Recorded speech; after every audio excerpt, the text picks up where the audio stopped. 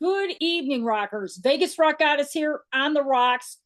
Total entertainment coming to you live from somewhere off the Las Vegas Strip.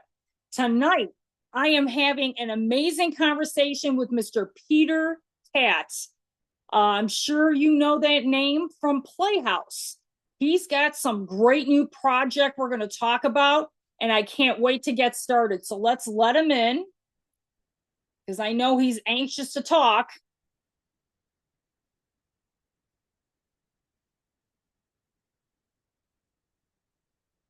What's up, Peter?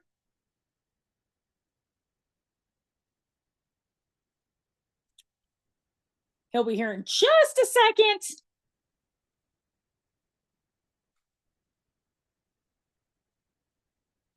We're gonna let him know what's going on. All right, Peter, are you there? Because I can't see you. We're gonna wait here.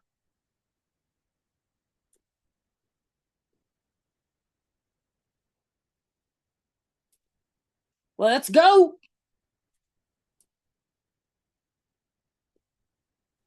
All right, we got Mr. Peter Cat in the house. Peter, it has been a while. It's been a minute. It's been a minute. How are you? Good. You've been a busy guy. Been trying to keep on keep on trucking on, keep on doing music, keep my brain stimulated, my hands out of trouble, you know? Hey, it's a dirty job, but somebody's got to do it. You've been busy too. I've been watching you Oh, all yeah. around the world, traveling all around the world. Oh yeah, it's been a busy couple of years, really. It's been crazy, but 25 isn't going to be any easier. It's going to get harder for both of us. Let's talk vampires. I Yes. saw the video on YouTube. Uh, okay, we lost him. All You right, got me? let's talk You got vampires. I absolutely. Can I saw. Yeah, I can see you totally. I saw the video on YouTube. Like 10,000 people have seen that video. well, just give me a sec. I'm a Okay, singer. So excuse all the technical problems. no worries. Um, Thank you very much. I didn't know it was at 10,000. I know it's close. The record company keeps Yeah, it's messaging pretty me. close. It's pretty close. I'm just like rounding it up. I mean, 10,000 people have watched that video. It's Just incredible. just crazy. I was hoping that 50 people would watch it, to be honest. Right. To go out on my own, out of my comfort zone, out of my band. Um, I didn't think anyone would watch it, to be honest. Like 50 people, my mom 50 times kind of thing. But wow, almost 10,000 views. I have so many people supporting me on this.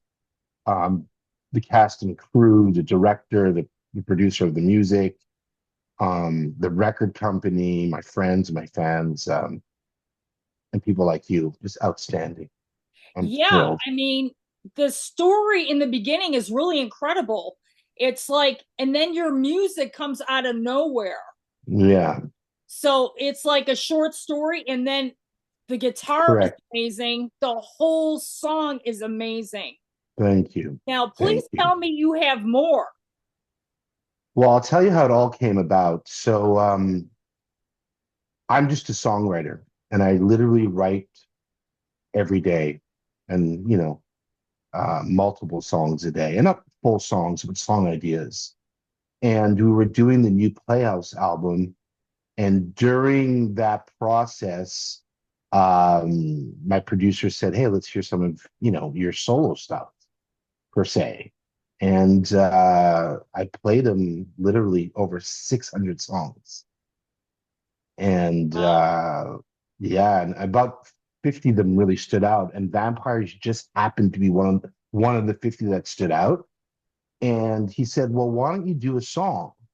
And I said, "Okay, well, let's start here because it's upbeat and it has a good feeling to it." and we recorded it super fast. I think we did it in 4 days. The song was done.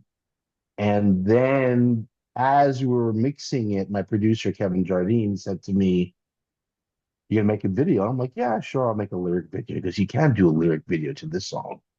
And that's when the whole production got put together. Now there were 29 people in that video, or 29 people on set. It was shot over 10 hours. Um, I definitely wanted it to be like a vampire lounge kind of vibe, but I also want it to be like a mini movie because I love movies. So all these videos, like you watch, they just start and they kick in. I didn't want that. And if I would have brought that to my band, I don't think they would have wanted that either. So it was really an artistic, not risk, but an artistic, uh, you know, not risk, but chance I took.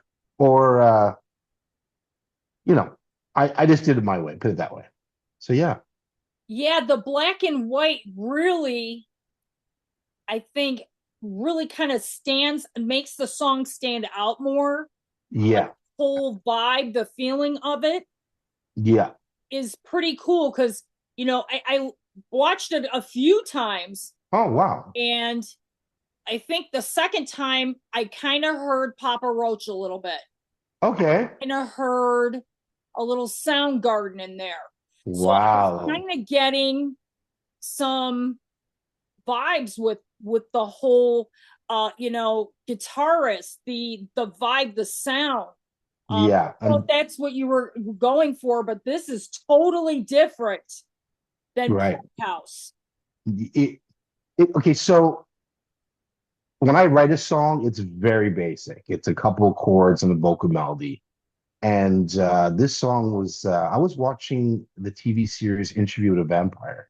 I just like that word vampire. It just comes off your lips. Right? And I was making a cup of tea or something, and I have a piano here in my hallway. So as I was making the tea, I just sat there. I was just going vampires, vampires.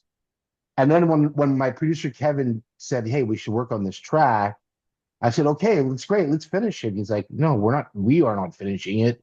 Go home and finish it."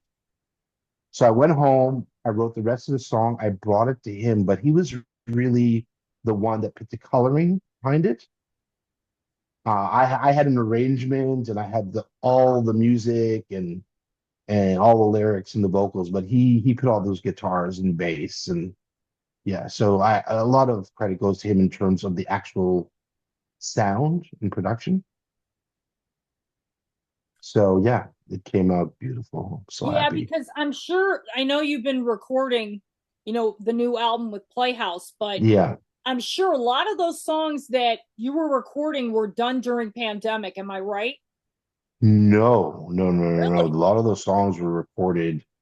We started writing that stuff last November, so it was a Okay. year. I mean, Okay. Dancing and Funerals is mostly done over our Right. last album over the pandemic. This one, Okay. yeah, this one's an EP. It's 5 songs. It was a lot easier. So, um, but I just write all the time, so it doesn't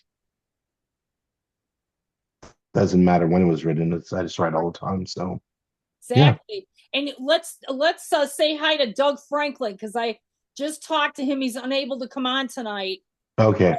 He had a big part in this, correct? RFL Media.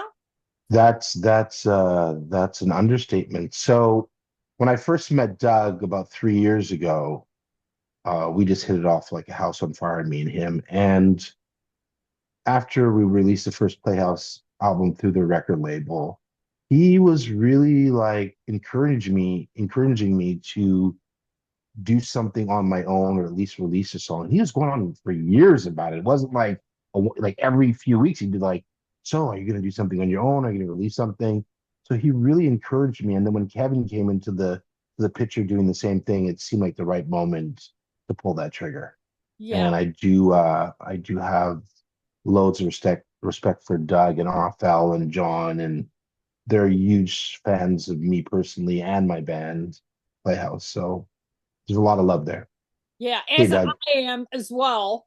Um, you are amazing. You're still one of my favorite interviews. You and Talk on the Fast Lane are my two favorite of all time. I know. I mean, you're so talented. I mean, not only as a songwriter, but as a performer. And 25 is going to blow up for you. You know that, right? I hope so. I mean, I'm a bit older, as you know. I've been in the game a long time. So I don't really have expectations, but I do have goals. So I have a lot of things planned for next year. First thing at the gate will be the Playhouse album that's been delayed by 2 months, but now I hear the full album is going to be released on Valentine's Day, which is the album's called Broken in the Dam. For a minute, I literally forgot the name of the record. That's okay. You've been on Um, so many projects. It's like, so that's going to come out through RFL on hopefully February 14th. The first single is already out, Black Clouds, which I literally wrote where I'm sitting right now. My favorite thing to do is to write while I'm watching Netflix. You're watching something, guitar in the hand, and then melody comes up, and I record everything on my phone. If anyone knows how to work, how to back up stuff for iCloud, I have no idea. So I've been told by Kevin, my producer, do not lose your phone because if you lose your phone, you're going to lose all those songs, which is true. yeah. So you never want to lose your phone, my friend. That almost Me happened in an either. airport. And I've got all my stuff documented. We're yeah, talking live videos yep, from Australia. I've got yep. all kinds of stuff. It's like that phone will never leave my side. But do you back it up? Well, yes and no. Yes and no. But What anyway, is what is this iCloud they talk about? but let's talk about the state of the music business where you live there in Canada, Okay, fair enough. Montreal, right?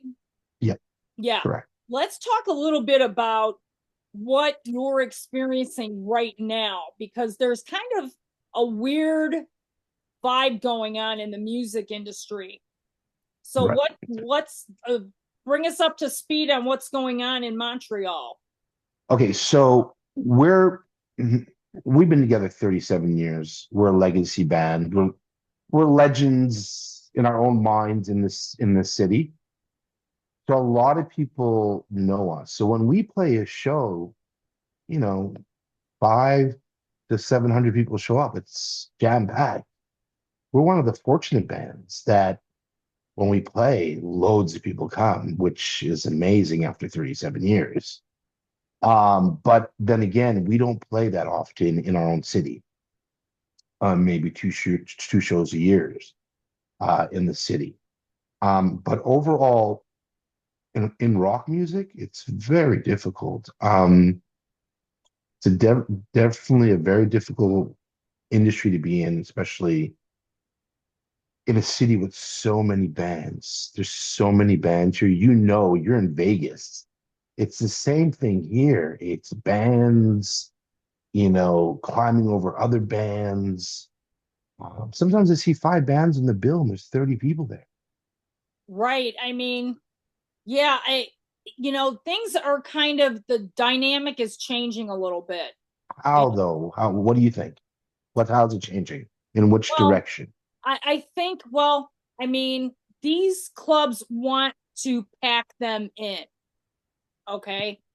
So, I know we were talking last time I talked to you, we had this conversation about tribute bands versus Correct. cover bands. Okay. Because there is a huge difference. So I'm kind Right. of seeing a surgence in tribute bands. Here too. Yeah. Huge. It is huge here. And these clubs, hey, I know a lot of these players, I know a lot of these bands, they want to play, they want to get out, but you're still looking at another demographic of an actual music lover who wants to hear original material. Yeah. So you've got that elephant in the room, but there's, like you said, there's an overabundance of bands out there all trying to play out. there's that, but you and me come from a different time. Now, I still promote our shows the same way I did back in 87. Right. So it's just the only difference now. I don't have to physically go out and hand out flyers. However, um, everyone in our groups and our Instagram, Facebook, TikTok groups, and all that stuff, I message them 4 or 5 times before a show, and I want confirmation. I want to know they have their ticket, they bought the ticket. I'll harass you if you didn't buy the ticket. But when you get to our show, you're about to see a show. Not a bunch of guys in t-shirts on the stage and walking up, setting up their gear, blah, blah, blah, blah. Drinking We beer, give just not we acting give a silly show. It's a like it's nothing. professional, exactly. We give a professional show that's super entertaining. We're on stage for an hour and 10 minutes, which is enough for anyone out there playing in a club.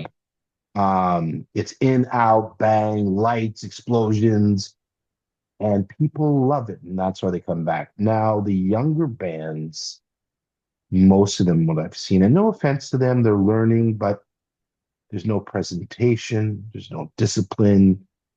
They think because they have 4,000 people on their Facebook page, those 4,000 people are coming to the show. It doesn't work that way. And they're very disappointed. And everything's about likes and, all these bands posting their, oh, we've had 80,000 TikTok, I mean, 80,000 listens on Spotify. How's that possible, bro? There's only been 20 people at your show. Like, there's a disconnect somewhere. Yeah. And I think a lot of these younger bands that I'm seeing, Yeah. um, they're they don't care about presentation. No. It looked like they just got out of bed. Yeah. Okay. Hey, your guitarist might be killer, dude, but you look like you just got out of bed or jail, whatever. Yeah. You know, I mean, if you want to make it in this business, you have to look the part. Yep. It's not all about, you know, the music. It is about the music, but About the it, music. yeah, in this case, these younger bands need to take flight from you guys and how professional you look, how ready to rock you are, how you're going to get out there and you're going to be like there's 50,000 people in that club. Every night, every time we Yeah, hit the stage, there's more like 100,000. People are always like, "Why are you looking up to the back during your show?" I'm like, "Because there's 40,000 people in the top of the stadium looking at me." right. Exactly. Um, you know, when I was coming up, early '80s, when I finally got into my first proper professional band, which is Playhouse, our we look directly at Def Leppard and Bon Jovi and Guns as our competition. I wasn't looking at the local guy. I was like, if Def Leppard's doing this, I need to be doing this. If Guns is doing this, I need to bring it to that level. And that was the competition. Right. I don't know what's going on today, but I'm just amazed at these bands. I know how I know a band has no one on their show because when they post the pictures the next day, it's only shots of them on stage. There's Right. never a crowd And shot.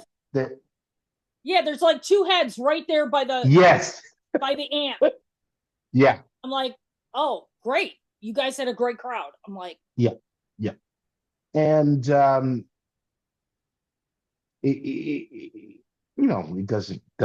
it doesn't affect me because I'm not in that situation, but I'm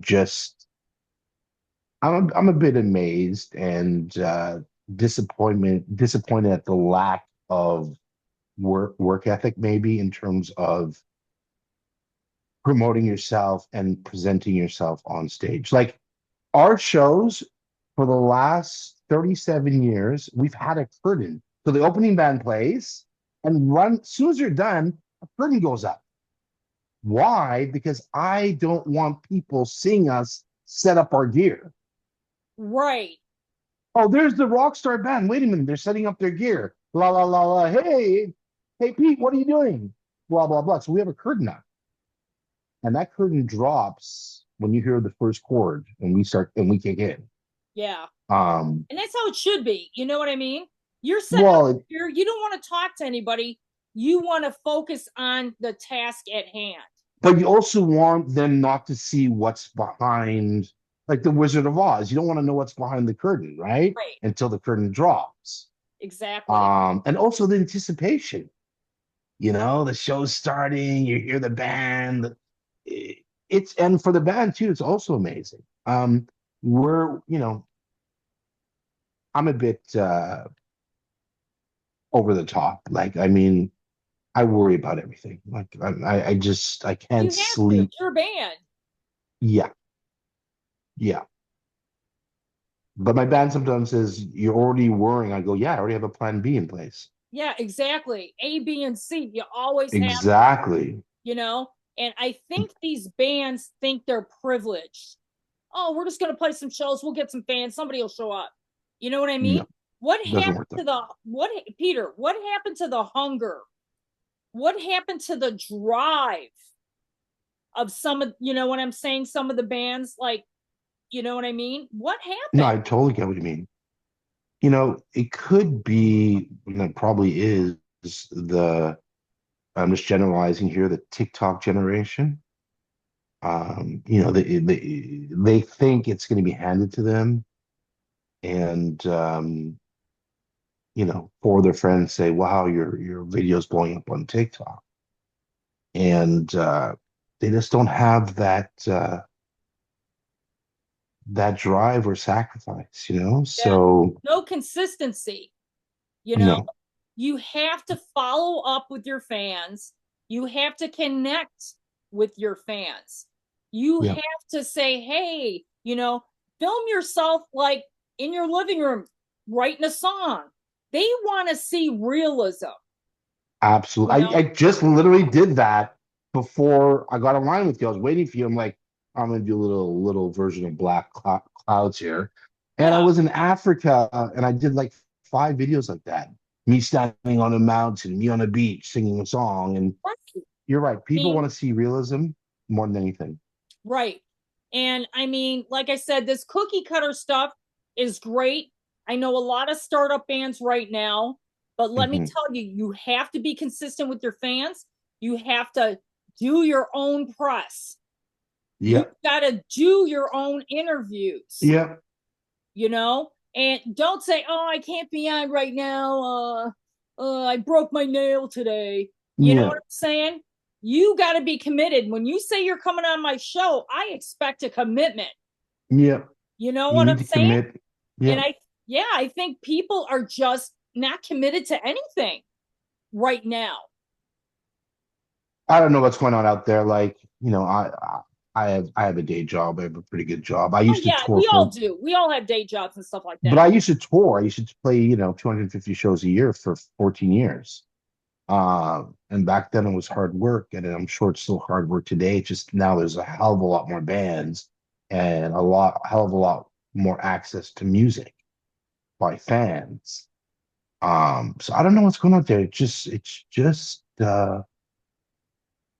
just weird. Even the bands we play with, I'm not saying all of them, some of them, Yeah, they just don't get it. right. When I say, well, like, how much are we going to get paid? I'm like, here's 30 tickets. That's your payment. Now Yeah, go sell them. exactly. Yep. What do you mean I got to sell them? Yeah, sell them. Keep all the money. That's your payment. And then they seem a bit shocked. Yeah, disappointed and shocked. Yeah. But, again, I mean, I did a lot of those. I promoted a couple shows. I did an Eric Jacks show with Wild Mm, Street, you yeah. know, and I mean, that was a hard lesson to learn, you know. I mean, Yeah. That's a good example because I don't follow them, but and I don't want to say anything bad against no, them, because but I love Eric Jacks. He's amazing. sure, sure. But it's hard. Yeah. And It's I mean, hard. I don't think it's getting any easier. I mean, I think social media is making it easier to connect with fans, but you can't rely on it. But see, the problem is now these venues that bands want to play at, the first thing they're going to ask them, how many followers do you have? That's always what they ask. Yeah. Always. I'm saying it's getting even more intense. You know Yeah. what I mean? How many socials Because, are you on? How many yeah. socials are your band on? Yeah. Well, I mean, you got to take a good hard look at that. And some bands aren't into social media. Well, they're going to die real fast. If my opinion, and this is just my opinion, I do not speak for my band or any other band, but if you don't have all the members doing almost the equal amount of work on social media, there's just no way. Yeah. There's I no mean, way. You got to be. It's like a tentacle. You got to be going from all directions in order to bring everyone back to the middle. And exactly. I've seen some really successful bands where you see all the members pushing Yeah. the product and their I mean, band, and there's it's no amazing. time, Peter, there's no time for cockiness. There's no time for egos. You can leave that shit at the door. You know Yeah, what I mean?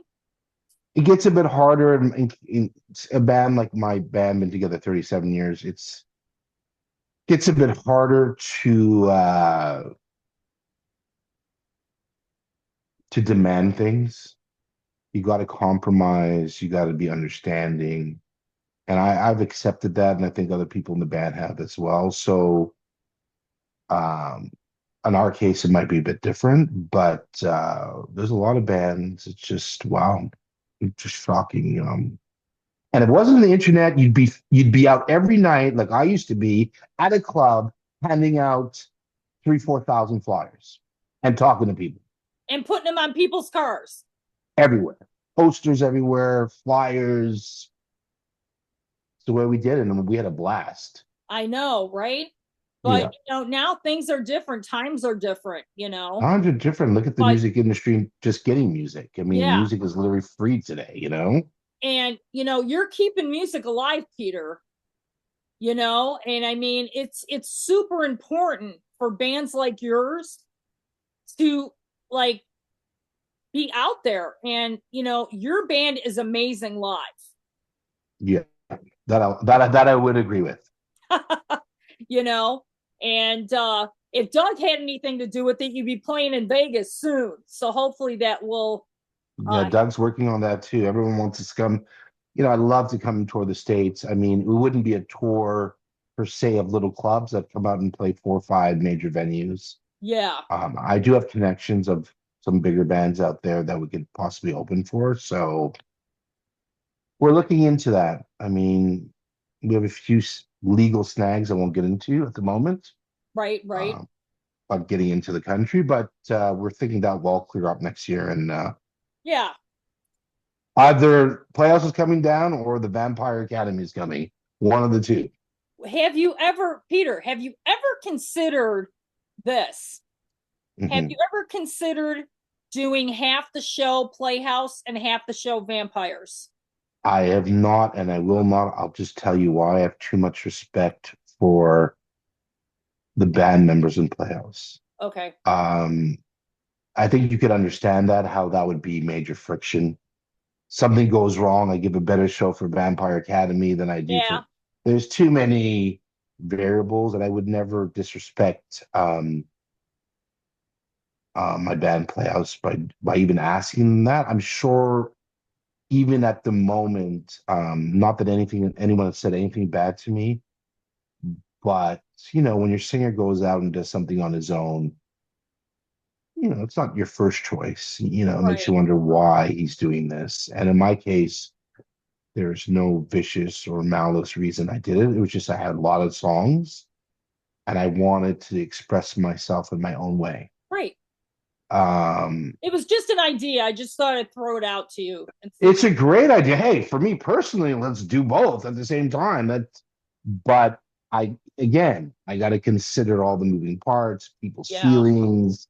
You know how it is. And Playhouse is trying to make it to our 40th anniversary. I've heard at that point we're going to call it a day, maybe not. That's 3 years from now. I'd like at least to make it to that point and make one more record after this one. Um, but the Vampire Academy might do something. There is no Vampire Academy. I am the I'm a one man band as Right. it Well, stands. yeah, you're So the one man Vampire Academy. So yeah, yeah, totally we totally get that. But yeah, I mean, because I'm seeing a lot of bands doing the split, okay, you know, nice, starting to do the split acts where, in the first part of the act they're gonna be with this band, and then right. the second part they're gonna be with a different band that they're working with. So Wow, I've never yeah, heard of that. yes, that's happening a lot in Vegas. Well, that's probably financial too, right? It's like let's two Yeah, for the price of one kind of vibe. yeah. And I think a lot of the club owners are liking that idea Wow, because, that's great. you're getting fans from one band and then they know that the lead singer is going to go to the next band. So those people are going to stick around because they want, Yeah, so they're friends with makes them or sense. I whatever. mean, it makes sense to me. I mean, I don't know if I could do that, but it's definitely way to go, you know? Yeah. And I mean, like I said, the music industry right now is going through a lot of different things. And, these record companies are done. They're done. It's over. Yeah. It's over for That them. part, whoever thinks that that's still happening, um, you know, that it's not.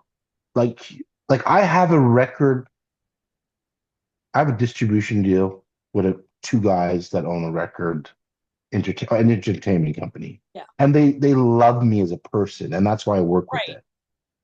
I don't need to work with them because the way music is distributed these days, I could do that on my own. I just like having two people I care about and love helping me out, and that's the RFL team. Yeah. Tony's But amazing. you're, He is great, dude. yeah. But getting back to your point, it's done. The record industry is done. Unless you're Beyonce, even then, these people are making money through touring and merchandise, not through records. No. Yeah, it's the disappointment. I'll tell you why. Because you see that whoever's writing songs, however they got to the ending of writing that song, they had a process. That whoever's spending money on that recording, it's their money. Who's ever spending money on the video, it's their money. Who's ever spending money on the promotion, it's their money. And then it's just given away free. And younger bands who are trying to actually succeed in the early 20s, they're never gonna know what dream we went after in the 80s. The 80s, it was you got signed, you're going to the dance, baby, and you're gonna be the king of the prom. Hey, Today, when you made it in a band, you had a writer that was 3 pages long. exactly. Yeah, I You better want get those M&Ms, and I also yeah, want those frozen Snickers. Get exactly. off stage. I mean, crazy, crazy writers Yeah. back then. But again, like the internet came out and no one knew how to put guardrails up because it came at us so fast. How do you control this? And then music sharing came, and that was the end. And no, when Lars from Metallica was trying to sue them, we're like, why are you trying to sue your own fans? Well, now we know why. Because literally we're giving away our art for free. And I don't have a problem with that. Again, I have a day job. I stopped trying to become a superstar a few years ago. So to me, I don't mind giving away my music because I want people to hear it. But if you're trying to make it and survive off it, it's how many bands have you seen recently? They're coming on tour, and then 2 months later, we have to cancel the tour. It's because they can't finance it.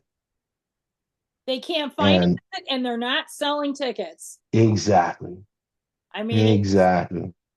it's a hard pill to swallow, but I mean, And that's where the tribute bands come in. And not only because they're playing familiar music that people don't have to take a risk on, the original bands are not stepping up with a presentation that anyone wants to go see them. So it's like, I'll go see Johnny's band, I'll wear t-shirts and doing shots on stage, or I'll go see a Kiss tribute band, which I know I'm going to see smoke, costumes, songs I know. And for a club owner, what choice do they have? I mean, they need to put people in that venue sell alcohol, pay their rent, pay their staff. It's a it's a messed up situation. But Yeah. And I think also you can thank the pandemic for a lot of this starting the ball rolling. yeah, Because that when was everything was shut down, bands had nowhere to go. So yeah, they were developing new songs. They were merging with artists they would never play with if they yeah, were, in the clubs. So I mean, a lot of this stuff was in motion during that time, but I think, like you said, it's gotten worse. yeah. It's You know? gotten really bad. Like 4 years ago, I was literally voicing my opinion to my friends that are in tribute bands, like privately ripping into them, saying, "Well, dude, at least I write my own music," and blah blah blah blah. But now, 4 years later, I'm like, well, at least they're doing it. They're doing something to pay the bills. Right, and they have to, and Um, I get it. and also, let's talk about this. So I can go see a Pearl Jam tribute for $20, $25. To go see Pearl Jam, the actual band, is going to cost me $800 for one ticket. Okay, let's talk about that elephant in the room. Okay, I have not paid for a show since the ticket prices went up to like $400. Yeah, but you're the rock goddess, so they better be letting you in. Oh, you mean you haven't actually bought a ticket or No, haven't paid for a ticket? no. I mean, I haven't gone to see, like, say, a Garth Brooks Wow. or a Disturbed or a Daughtry. Well, Daughtry I did see at a casino right here in Vegas, which actually was decent. And the Right. tickets that I got comp tickets for that one. But I Nice. mean, the last, I think, major act that I saw, I'm pretty sure. Well, let's say Night Ranger. Okay, Right. I just saw Night Ranger, and a friend of mine actually got me second row center. She had them, Nice. and she gave them to me at cost, which for two tickets for $200, hey, that was pretty good seats for that price. So I can't complain about that. But these tours that are just asking for money, like crazy money, people don't have money for those. I wanted to tell you how much I spent on ticket in case my parents are watching this on the weekend. They should know this information, so I'll definitely skip this part of the podcast. I can't. I, I'm embarrassed to tell you how much money I've spent on concert tickets in the last year. My friends are like, "You're insane." I mean, Springsteen alone for two tickets, I paid 1,200. I just paid 900 for two tickets for Metallica and Limp Bizkit and Terra. And I already saw them last year, anyways. Not to mention all the other bands I've seen this year: Black Crowes, Iron Maiden. I've seen a lot of shows. I've seen like It's too 15 bad you shows don't now. live in Vegas, Peter, because I'd be hanging out with you. But I always buy two tickets, and I never tell anyone who I'm taking. I buy two tickets, and I'll call you like a week before. I'm like, "Hey, I know you like Metallica. Yeah, you're going with me." Right, right. That's cool I, though. That's super cool. by the way, Cyndi Lauper, she rocks. I mean, that was one of the best shows I've seen this year, and I was like, Nice. "Whoa!" Back in the day, I wasn't a huge fan, but uh, seeing her in at my age now, wow, it's just something else, really. Yeah, and I saw Tom Kiefer too. That was the last one I saw. Okay, so we're back. Fuck! Whoever sees this show is gonna laugh because I keep hitting the pause button. I'm like, pause. It's the singer. He's the one who keeps cutting out. That's funny. But anyway, I'm really happy that you came on, Peter, because it's been a couple of years, Yeah, since the first interview when I interviewed you. yeah. The video was amazing. I'd love to see more of that. Well, we're planning to do. I mean, obviously at 10,000, at 5,000 views, the record company and me started discussing a follow up to it, which I'm thinking about now. I'm going to tell you right now that video wasn't cheap. Um, Oh, I'm sure it wasn't. yeah. So I'll probably do another single with a less elaborate video, but as intriguing. Yeah, I can totally And see it. yeah, so I'm gonna work on something probably after Christmas. Yeah, and we'll do another follow-up interview later in the summer. Oh, love to.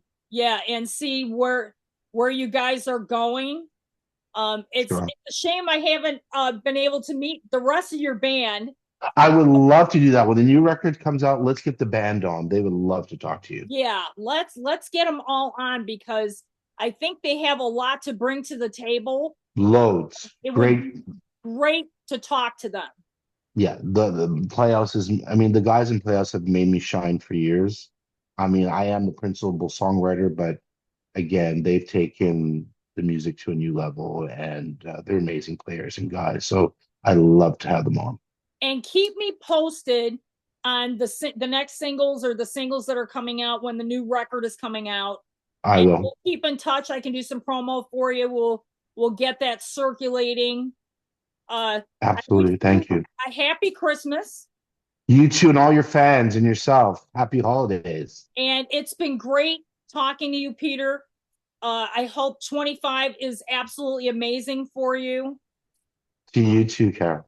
Yes. And we'll talk, we'll get Doug on next time and we can Absolutely. kind of I'm gonna have him on a later broadcast Okay. that I'm gonna be doing over the next couple months. So Doug, I haven't seen Doug in a while, but when I see Doug, it's pretty cool. We hang out for a Nice. bit and Nice. but take care, Peter. It was You great too. talking to you. To all your fans and yourself, Merry And Christmas. All the why don't you best. tell everybody where they can find all your socials? Okay, so for my solo project, it's Peter Cat and the Vampire Academy. That's on TikTok, Instagram, and Facebook, and Playhouse. It's everywhere. We've been together 37 years. Any platform, Playhouse Rock Band, you'll find us. And they can find you on YouTube as well, right? Everywhere over through YouTube, either through the bands directly or RFL Entertainment. Fantastic. Peter, take care of yourself and we'll talk soon. Take care. All the Thanks, best. man. Bye bye. Bye bye. Peter Cat, what an interesting character. He is absolutely amazing. Very talented songwriter, performer. 25 is going to be pretty amazing for him. So definitely stay tuned for that. Always like and subscribe to On the Rocks Total Entertainment because you never know who's going to be on next. And stay tuned because you never know who is going to be on next.